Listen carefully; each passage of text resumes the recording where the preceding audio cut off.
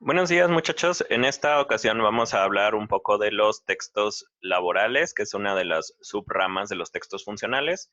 La otra vez estuvimos trabajando con los textos escolares, que fueron síntesis, mapa conceptual, cuadro sinóptico y etcétera, ¿no?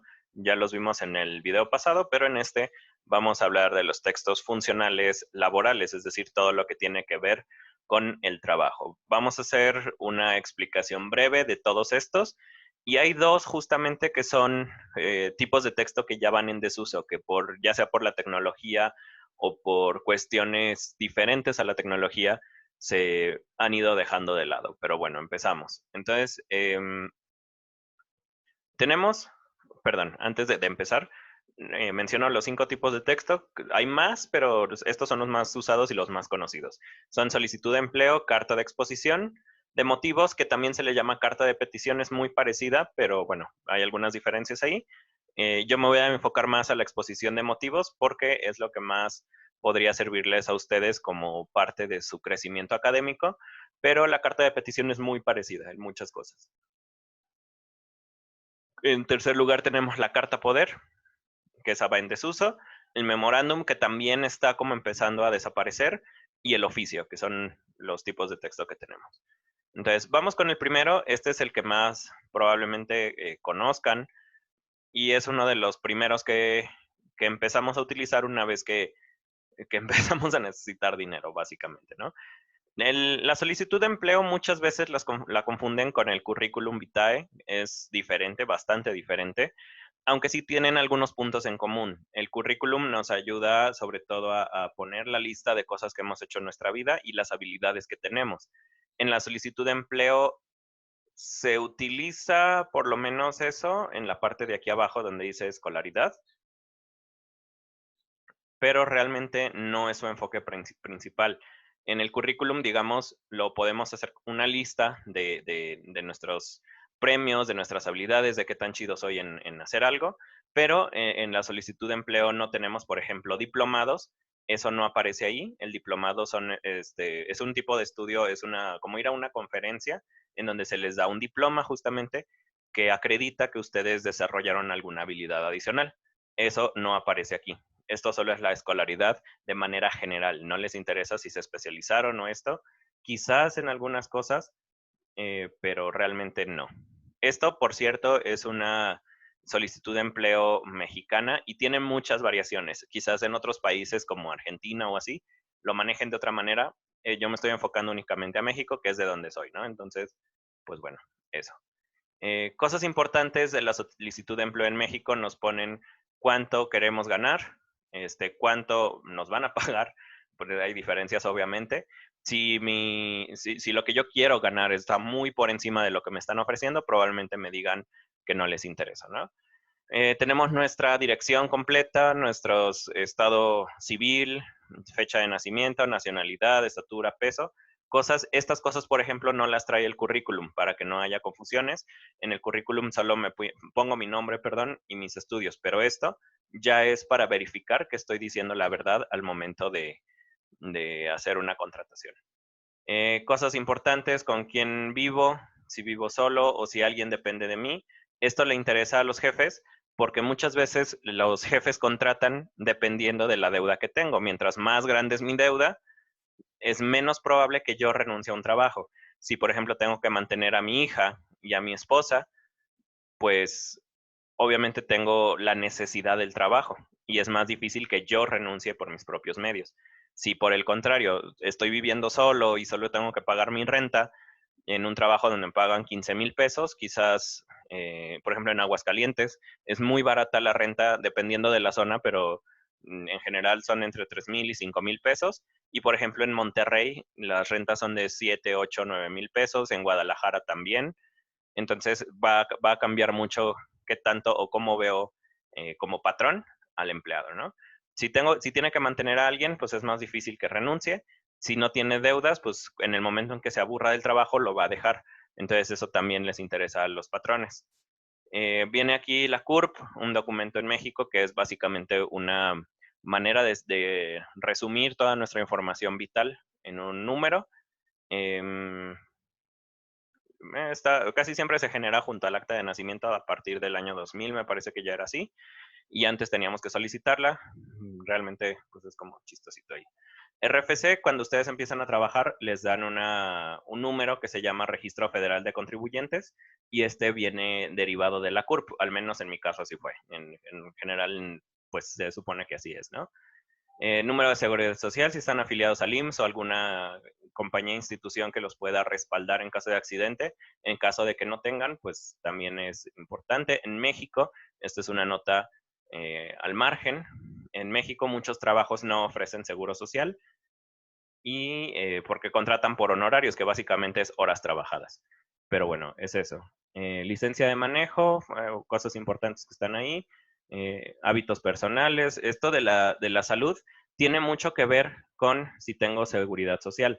A un patrón no le conviene contratar a una persona que tenga muchas enfermedades, porque pues obviamente en cualquier cosita pues se va a lastimar, se va a agravar su enfermedad, y pues no le conviene a la empresa pues estar pagando ese seguro, ¿no? Entonces es como chistoso porque en el currículum o en la solicitud eh, no deberíamos, pero a veces nos obligan a mentir un poco, ¿no? Es solo como una nota al margen.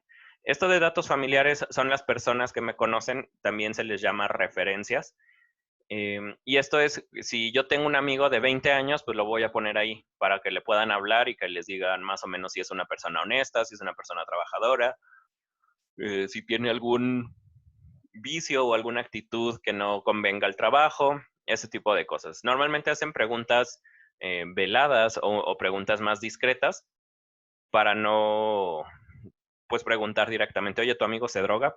O sea, ese tipo de cosas. No las preguntan directamente, pero siempre tienen alguna manera de mencionarlo, ¿no? Y obviamente todo esto tiene que ver en las condiciones bajo las que me van a contratar o a pagar, en todo caso.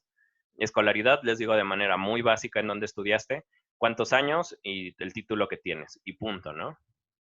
Ah, no, perdón, esta es la dirección. Perdón, aquí está el título recibido que se tiene. Entonces, la solicitud de empleo tiene muchos datos personales, muchos datos económicos que el jefe va a revisar para ver si conviene la contratación. Si es un empleado con muchos estudios, está pidiendo mucho dinero, pues quizá tampoco se contrate. En México tenemos este problema que se llama sobrecalificación. En México, bueno, es una cosa chistosa porque todo el mundo pide que sigas estudiando, llegas a la licenciatura, te titulas y como ya es muy común tener licenciados, pues es como si no tuviéramos, ¿no? O el nivel de conocimiento que tiene un licenciado, pues ya es como la base. Entonces, si tú llegas con una maestría o un doctorado a pedir clases de prepa o de secundaria, probablemente no te contraten porque ya son puestos que probablemente ya estén ocupados, o que haya alguien que tenga menos estudios, que cobre menos y que lo haga igual o mejor, porque ya tiene mucha experiencia dando clases, ¿no? Ese es un riesgo de la sobrecalificación. Tener un doctorado, pues no garantiza un buen trabajo, al menos no en México. Entonces, es eso, solicitud de empleo. Vamos a la siguiente, que es la carta de exposición de motivos. Bueno, si hay alguna cosa con solicitud de empleo que se me haya pasado. Sí, otra cosa importante. En la parte de atrás, esta es la parte de enfrente de la solicitud de empleo. En la parte de atrás normalmente viene si tenemos alergias, si tenemos algún coche, si tenemos deudas. Aquí no aparece, pero en la parte de atrás sí. Si tenemos disponibilidad de viajar, porque puede ser que en el trabajo me digan, ¿sabes qué? Vete a vivir a Puebla y allá te quedas 10 años.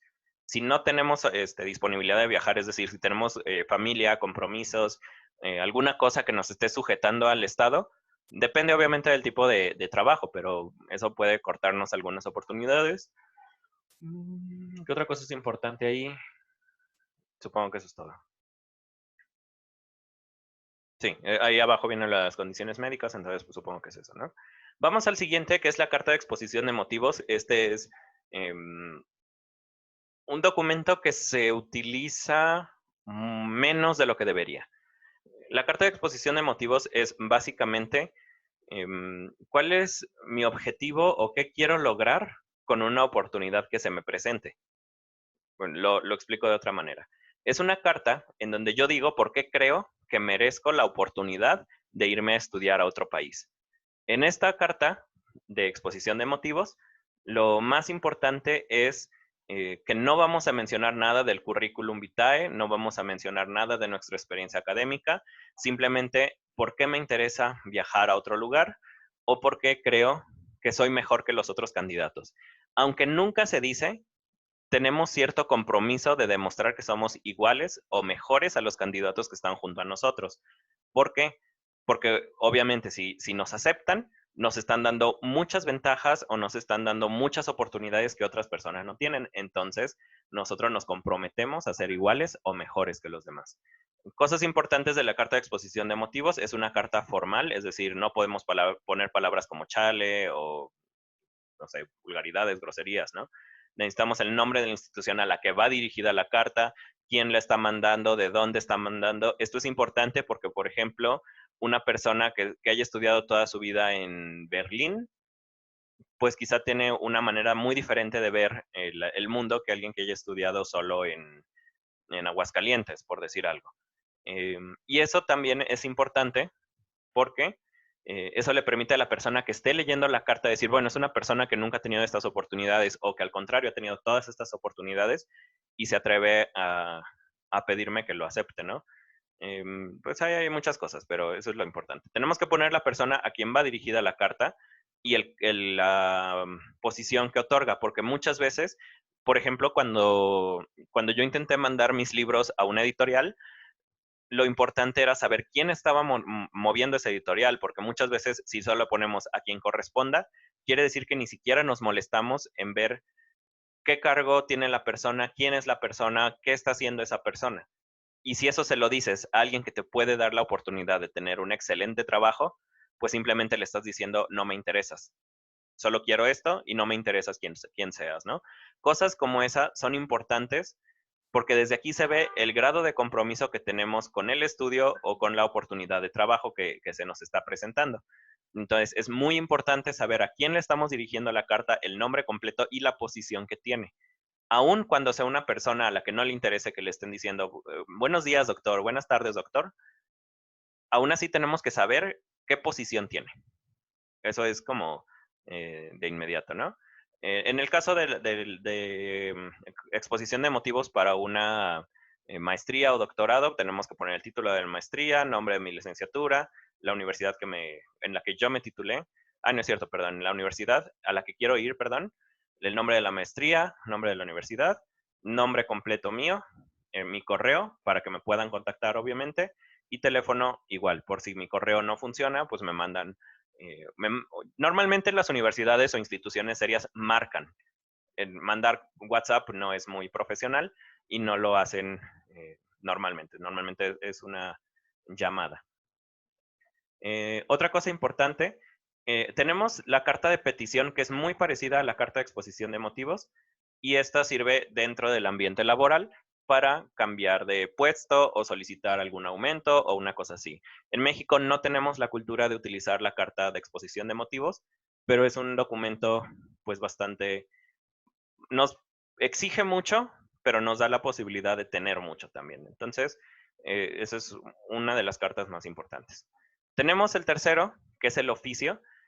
El oficio es una carta, bueno, más o menos tiene el formato de la carta, es muy parecido a la carta, pero el oficio lo que nos va a permitir es hacer una comunicación oficial.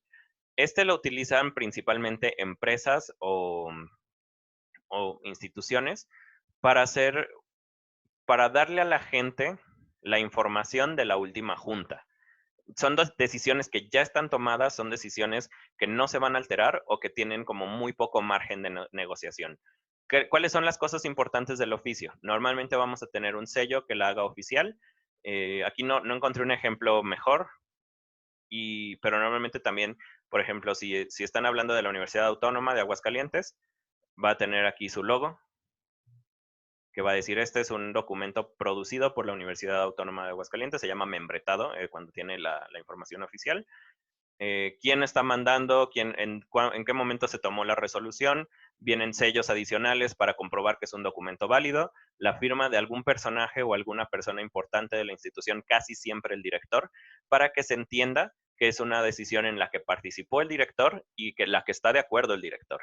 Entonces, el oficio casi siempre lo vamos a entender como una comunicación oficial, en la que hay nulo o muy poco margen de negociación. Simplemente se dice a lo que llegamos después de un proceso, ¿no? No es la única manera de hacer un oficio, hay oficios para muchas cosas, pero básicamente es esto. Y aquí vienen otros datos personales, datos de contacto, etcétera, etcétera. Cosas importantes del oficio son documentos breves, casi siempre una sola página. Y de hecho, esto es uno muy largo, pero podemos encontrar oficios que sean solo un párrafo en el que diga, después de terminar con las autoridades de la empresa, asumimos que la baja del empleado tal es la mejor ruta de acción porque no nos ha cumplido con esto, esto y esto, ¿no? Punto. Eso sería un oficio para dar de baja a alguien. Normalmente no son tan formales para despedir a la gente, vamos, pero esta es como la idea, ¿no? Es un comunicado oficial, por eso se llama oficio, ¿no? Tenemos luego el memorándum. Este ya es un documento que va de salida. Decía al principio del video que es un documento, digamos, caduco o que ya no sobrevivió gracias a la tecnología. Y justamente el memorándum es, o era, creo que todavía es, realmente no se utiliza mucho ya, pero es un documento breve, casi siempre de media carta, es decir, un pedacito así de hoja, en el que vamos a decir, es un comunicado rápido, breve, entre dos partes de una empresa. Por ejemplo, ventas sugiere que dejen de gastar tanto papel en el baño porque se acaba muy rápido y no nos salen las cuentas, ¿no? El memorándum tiene esta característica de que es mucho menos formal que una carta, aunque tiene muchas de las cosas parecidas. Bueno, aquí se le ve ya la edad al ejemplo que tomé de internet. Tenemos México DF, ya sabemos que ahora es Ciudad de México. Entonces quiere decir que tiene unos años este ejemplo. Pero cosas importantes, vamos a encontrar quién lo manda, más bien de dónde se está produciendo el documento, quién lo manda, perdón, para quién es la persona, quién lo está mandando, el asunto del memorándum, el mensaje, que si se fijan es muy breve, y todo esto son formalidades. Realmente esto ya no contamos como parte del texto. Si se fijan, es un pequeño texto. Digo que va de salida porque casi todo lo que se hace, o que antes se hacía por memorándum, ahora se hace a través de WhatsApp, de Facebook o de alguna otra plataforma de comunicación digital. O sea, incluso me parece que en Zoom, no sé. Creo que sí tiene chat. Bueno, no recuerdo, no uso todavía mucho. La cosa es, el memorándum es un documento muy breve que nos va a anunciar alguna pista o algún cambio que solicitamos hacerle a otra parte de la empresa y ya. Pero como les digo, ya realmente va en desuso por el Internet. Y hay otra cosa, las escuelas son unos de los pocos instituciones que siguen utilizando el memorándum con otro título. De hecho, realmente es básicamente un texto homólogo o son iguales. El de la escuela se llama circular y realmente tiene toda esta información para los padres de familia, de parte de la dirección, asunto, junta del día tal del día de octubre, por ejemplo. El día 22 de octubre vamos a tener una junta en la que se discutirán cuestiones de las calificaciones y qué es lo que se va a hacer para resolver las calificaciones del semestre pasado por la pandemia. Punto, ¿no? Aunque tiene otro título, es exactamente lo mismo. Quizá haya un par de variaciones, pero en sí, en la esencia de una circular escolar es un memorándum. Y el memorándum, pues ya, o sea, de manera general, va en desuso. Incluso para las escuelas lo siguen utilizando para formalizar las cosas, pero también he sabido de muchas escuelas que ya solo mandan mensajes a grupos de padres de familia en el que se aclaran las cosas y ya no hay necesidad del memorándum. Quizás haya evolucionado, pero el formato físico de esto ya está desapareciendo. Y tiene varios nombres que son memorándum, memo, memorando, memorandos. Son muchos, pero realmente es lo mismo. Y vamos con el último, de los textos laborales, de los 5 que yo les traía en esta ocasión, que es la carta poder, que esta también va en desuso, al menos en México.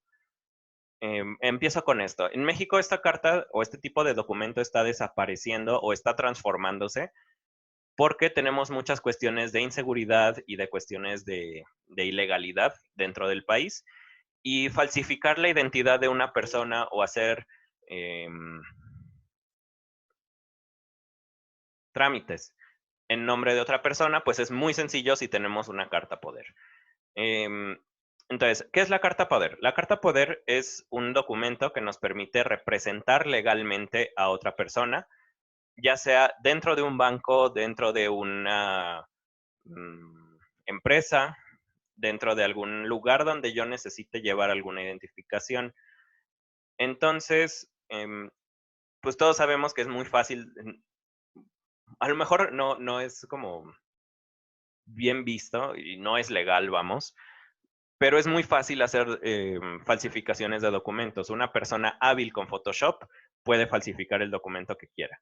Entonces, eso ha hecho que la carta poder pierda mucho valor, porque podemos incluso tomar una fotografía de una firma, limpiarla con Photoshop, hacerle 2, 3 modificaciones, poner la firma de alguien aquí, ponerle el nombre que nosotros queramos, poner una foto incluso si queremos, y,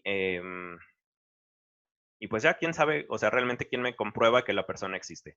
Necesitaríamos pasar por un proceso súper complicado, súper largo, para verificar que la persona o que la fotografía de la persona corresponda con el nombre, que el nombre existe y estas cosas. Entonces, como es, obviamente buscar el nombre no es tan difícil, pero ver que la persona, la firma y demás concuerden con una persona real, pues es mucho problema y de hecho muchas instituciones ya no aceptan la carta poder por esta evolución de la tecnología. Pero en general era un documento todavía válido hace 20, 30 años, quizás hace 20 años todavía, en el que se le ponía el nombre de una persona, podemos decir, al director del INE o del IFE, que era en mis tiempos. En este acto otorgo a nombre de la persona que me representa, en este caso mi esposa, Carla Marisol, un poder especial pero amplio con derecho proceda, bla, bla, bla, bla, bla, y trámites necesarios para recoger mi credencial, porque yo estoy en Estados Unidos trabajando y pues no puedo asistir a la cita que se me había hecho. El poder especial otorgado mediante bla, bla, bla, y trámites mencionados ante el Instituto Nacional de Electores, ¿no? O sea, rectifico expresamente desde ahora cada uno de los actos del presente mandato por su propio derecho. Aquí pongo yo mi firma, Sergio Martínez, pongo mi nombre, alguna cosa, y de hecho lo que se está intentando hacer ahora es cartas poder notariadas, es decir, que un abogado acepte o sea testigo de que la carta poder es real, pero aún así, que yo consiga un abogado en Estados Unidos para que me firme la carta, esa carta mandarla a México, que en México alguien reciba la carta, la firme otra vez, es mucho, mucho problema. Entonces, en muchos lados ya no las aceptan. Entonces, bueno, esta todavía sigue en uso más o menos en algunos lados, pero la tendencia es que desaparezca. Y pues bueno, estos son los textos laborales, no son todos, pero son al menos de los más importantes y de los más usados. Entonces, bueno, por hoy terminamos esta sesión. Eso es todo lo que vamos a ver de textos funcionales laborales. Y para la próxima sesión, el próximo lunes, voy a subir un video sobre los textos personales, que son textos muy sencillos, realmente son los más sencillos de estos, igual de sencillos que los escolares quizás. Entonces, eso es todo por hoy, muchachos, cuídense mucho y nos vemos pronto.